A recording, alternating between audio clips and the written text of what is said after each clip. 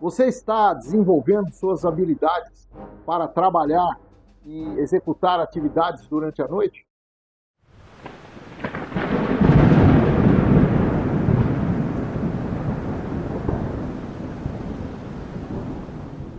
Já falamos outro dia como treinar as suas habilidades noturnas em casa. Vamos reforçar hoje e dando uma ênfase na atividade no campo. É muito importante que você tenha apurado os seus sentidos, que não o da visão, que é o principal prejudicado durante a noite.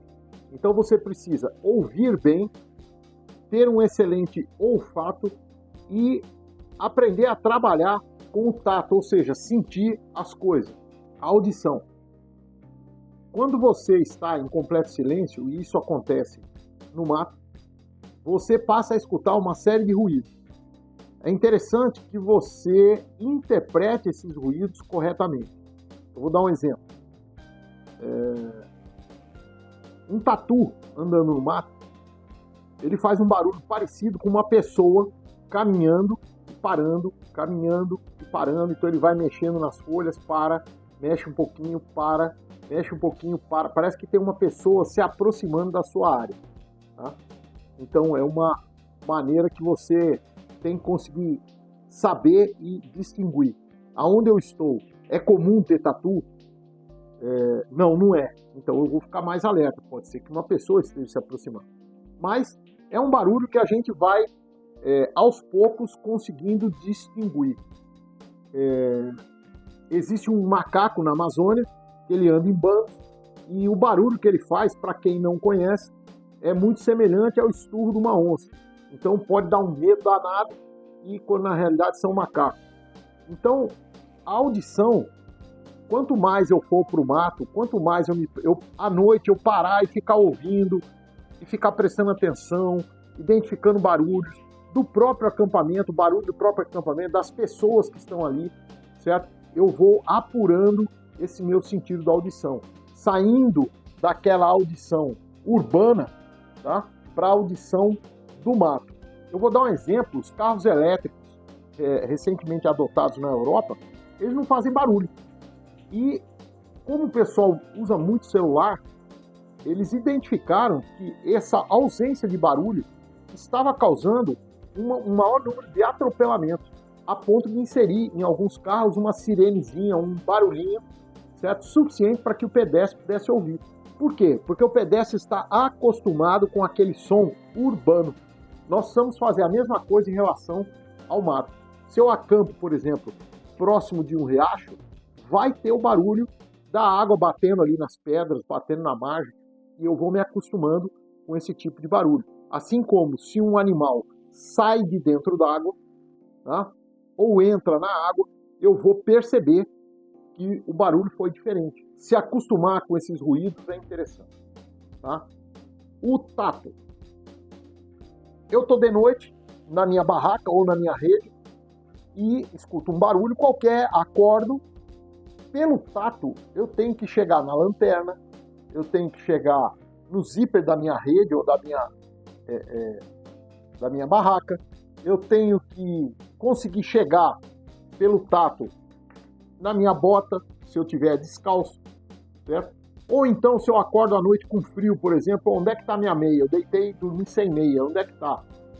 Eu não vou acender lanterna à noite para ficar procurando uma meia, porque quando eu fui dormir, eu já levei a meia, já levei o agasalho, já levei água, uma série de coisas. Então, pelo tato, sem acender a luz, eu vou achando as coisas. Então, ouvir, sentir, né, pelo tato. Pelo olfato, os cheiros no meio do mato são muito característicos. Então, cheiro de fogueira, normal. Você está num acampamento, está com fogo aceso, vai ter tudo aquele cheiro de defumado, não tem jeito. Depois de 2 dias no mato, você vai chegar defumado em casa. Mas existem outros cheiros importantes. Por exemplo, eu hoje consigo distinguir com muita facilidade a presença de algum animal por perto do acampamento, algum animal de um porte um pouco maior. Um mamífero, uma paca, uma cutia, uma capivara, até uma onça, né?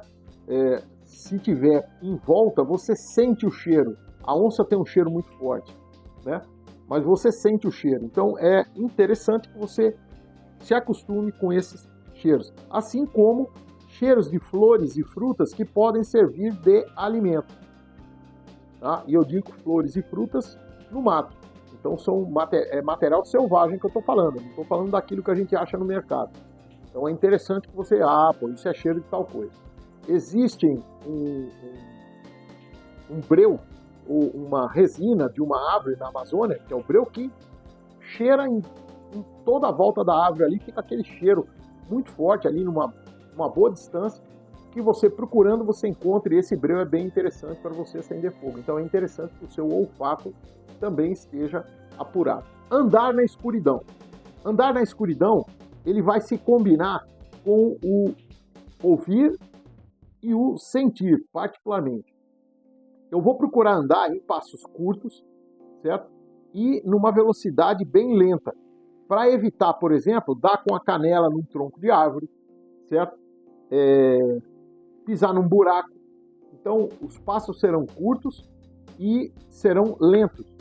Eu procuro sentir com a sola do pé, inclusive, o formato da trilha. Se eu estou andando nessa direção, a trilha será mais ou menos um buraco. Se existe ali uma trilha, ela será abaulada na ponta. Então, se eu começo a sair da trilha, o meu pé vai pegar um terreno inclinado, aí eu volto para a trilha.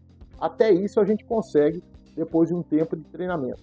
Então, andar à noite no mato é uma arte, um conjunto de sensações que deve ser treinado.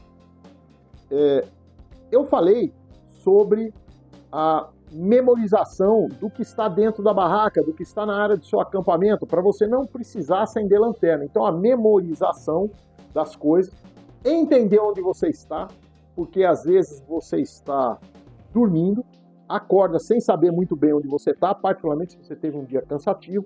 Então é interessante você se acostumar a, na hora que você acorda, você não levante de imediato, espere ali alguns segundos para você se situar onde eu estou na minha barraca, e aí você começa a lembrar de tudo que está dentro da barraca, a meia está em tal posição, a lanterna está aqui, o cantil está aqui do lado, né? O meu cobertor eu deixei aqui do lado, ou seja, você vai se ambientando com aquilo ali. Isso é válido para fora da barraca. Para que lado é o banheiro? Para que lado é o rio? E sempre que puder, balizar isso para que eu, por exemplo, saia da barraca, eu sei que à direita tem uma árvore e tem um fio amarrado que me leva até o banheiro. Eu vou, seguro no fio e sigo.